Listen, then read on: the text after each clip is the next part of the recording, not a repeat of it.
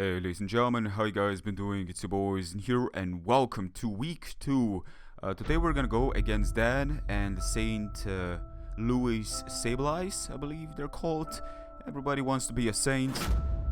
You know, I haven't really mentioned this, but looking at my team is kind of sinister looking. Like outside of Ninetales, it actually is kind of sinister. But more importantly, I was actually expecting every single mon he's got going there for some forsaken reason that I actually predict them all. So I was going in here, confident. But yeah, he's gonna lead with Thunderous Incarnate against Tornadus-T. I don't want to go for the U-turn here because one, I don't want to give him this idea that I do have it. Plus, in case he's like Scarf, he will also get the idea that I'm Scarf as well, because I would have normally have outspeed him. But then again, if he was to be Scarf, he would have probably, well, he would probably be running Modest. Anyways, I have to sack something off. I was looking at my team. Metagross had to go. Now, funnily enough, to be honest, he is at least Life Orb, so I can at least get some sort of idea. I know he's not Choice Scarf of any way to go against Tornadus-T. Tornadus-T. But I switch out Weavile here. He can go for the T-Wave, but I got the Lum in case, because I believe Ice Shard still doesn't kill at this range. If I would have been Choice Band, he could, but I'm not. So I'm going to be playing it safe here with an Icicle Clash, and knowing that he's probably not going to be staying in. He may switch out to Audino, so I play that middle game. I could have Low Kick because I do have it, and it's going to do about 40%, while this does way less, but still. Yeah, stuff are looking pretty bad, ladies and gentlemen. I just lost 2 of my mons. Now, I have to say something. Danny's playing an incredible match. He knows that if I put up the rocks, he's going to be in a bit of a pickle if he doesn't play the offense, but he's got the strength right now. I don't got switches. Ember is one of those Pokemon that you really have to struggle to find switches for. And Earthquake really took me by surprise. I was expecting like a Wild Charge or a Flare Blitz or a Superpower even, but that took me by guard. Here is a big moment here. I go for the U-turn. I expect him to switch out. If he stays in, something else will die. So I thought that's a pretty big moment to make such a risky turn, because I am actually very much behind, and I have to make some smart plays here. Lead positions really take me back. I was expecting Excelgor with Final Gambit, so I lead with Scarf. Tornadus-T, but as you can see that this doesn't work.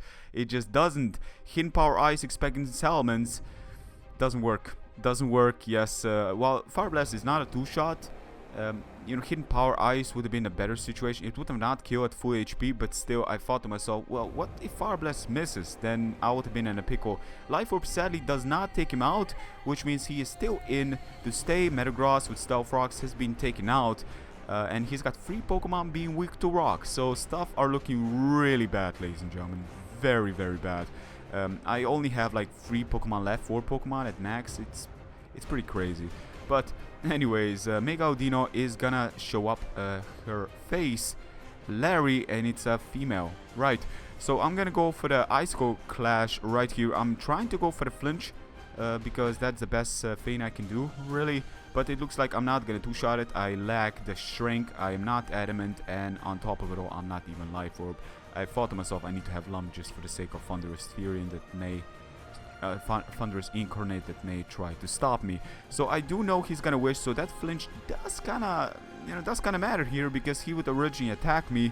But now he's kind of forced to wish up, because if I flinch him again, I will take him out afterwards. He doesn't have any leftover support because he's a Mega Pokemon, and that is a pretty huge when it comes down to it. Mega Pokemon don't have leftovers, so their defensive capabilities do kind of get shut down, while their stats really do go up to a certain extent. So anyways, Surf Away, the Mega Diancie here doesn't do that much, and on top of it all, I'm actually Naive Nature, which means that my special defense actually suffers. But after Calm Mind, it seems that I don't suffer that much as I would expect. But then again, he is max defensive, which means he lacks special attack, and this isn't doing that much, but it's still a free shot. It's still a solid free shot, but sadly enough for him, I also can 2-shot him. So one-on-one after him not going for the Calm Mind, which I actually kind of expect him to have.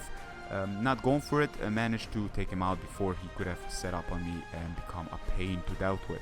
Anyways, I decided to leave my Diancie in, because I thought to myself the rest of my squad is actually very important. And I still haven't revealed that I got a Scarf Tornadus-T. I don't know if he expects it, but I doubt it. Then again, he's got Excelgor, he's got Greninja.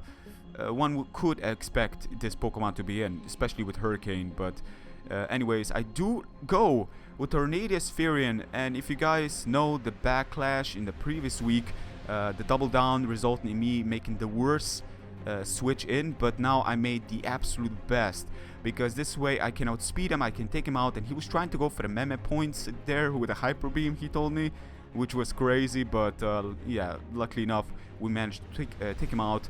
But this is huge. He's got a DD Salamence. Sadly enough, I was thinking with Modest I can two-shot him, but it seems I cannot. Now, if I can flinch him here, because I just lose, I straight up lose. If I lose Tornadus, what? Oh. No. After this, ladies and gentlemen, my heart skip a beat. Like, you don't understand. I love Tornadus. This was incredible. Anyways, I go for an Air Slash, expecting Ice Beam to take him out. I do get the crit there, but it's still a two-shot, seeing the damage. He's got Ice Punch. Tornadus managed to pull through. No, Tornadus, no.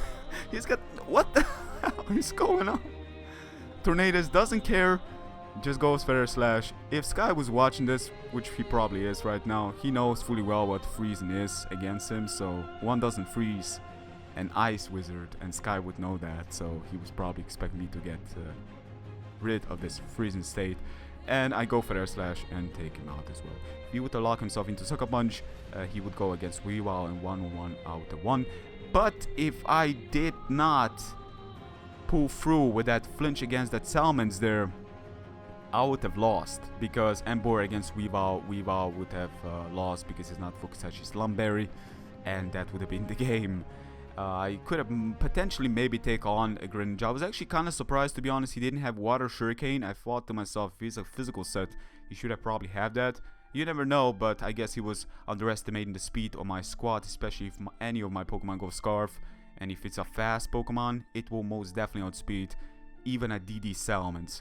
That is where, you know, not true hyper offense comes in, but it managed to pull through, especially after we flinch him. So I was extremely lucky there, to be honest. Like, the luck was real with the Icicle Clash there against Mega Audino, and that Air Slash flinch against Salamence. To be perfectly honest, he didn't have to go for the DD. I thought to myself, that's a little bit of an overkill, especially if you're a Yachi, which he actually was, because Ice Shard will still take you out.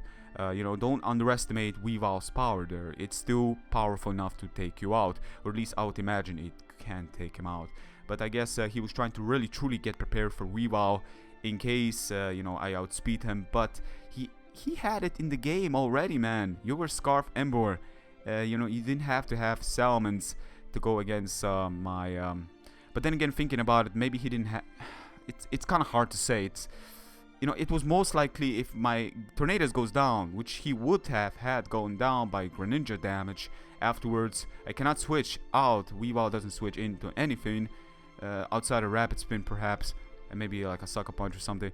But generally speaking, I was actually surprised, because I think if you do prior damage with your Salamence there, then I would have had nothing to take you on, like legitimately nothing.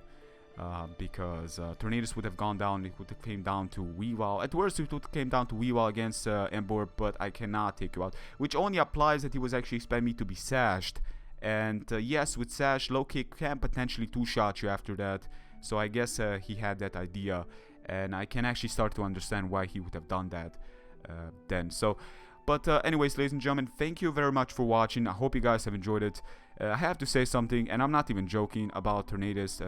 You know, Tornadus-T being one of my favorites, because I haven't mentioned him in my video of top 10.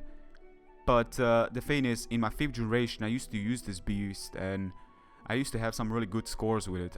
It's not one of those uncommon Pokemon I use. It's actually a very common Pokemon to me.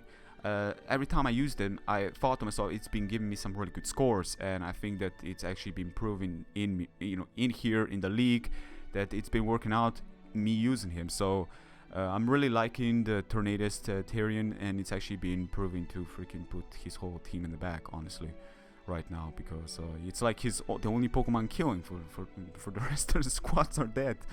But that was a really good match then. To be honest, if I haven't been lucky there, you'd have won it straight out of the bat there. You had the hyper offense, you had the strength like no other. The beginning lead really pulled me back. Like, this match was all about momentum. Without U-turning here, outside of that one U-turn that I did, and I think it really gave me some huge momentum back, but I was still behind. I was still really behind, but really the lead, Thunderous Incarnate, such a powerhouse, it really pulled me back because I didn't have a single switch for it. Yeah, it's a hard Pokemon to face, and I'm actually kind of glad I don't have to face that squad anymore, because this has been probably the most offensive squad I've ever faced in a league format, which is, you know, I've faced a couple of people and I have to say this has been very offensive. Holy shit. Anyways, man, thank you for the match. You know, good luck to you in week 3. I'm pretty sure you're gonna pull back. I actually was hoping he's gonna bring Hunchcore because it's actually named Big Boss in the Pokedex. Yeah, it's actually called Big Boss, and I have a big boss, so it would have been a battle between the big boss birds, the big birds, but didn't come down to that. So that was actually kind of funny when my friend mentioned it. But anyways, ladies and gentlemen, enough rambling. Hope you guys have enjoyed it. Be sure to give a like, and until the next one, take care. Peace.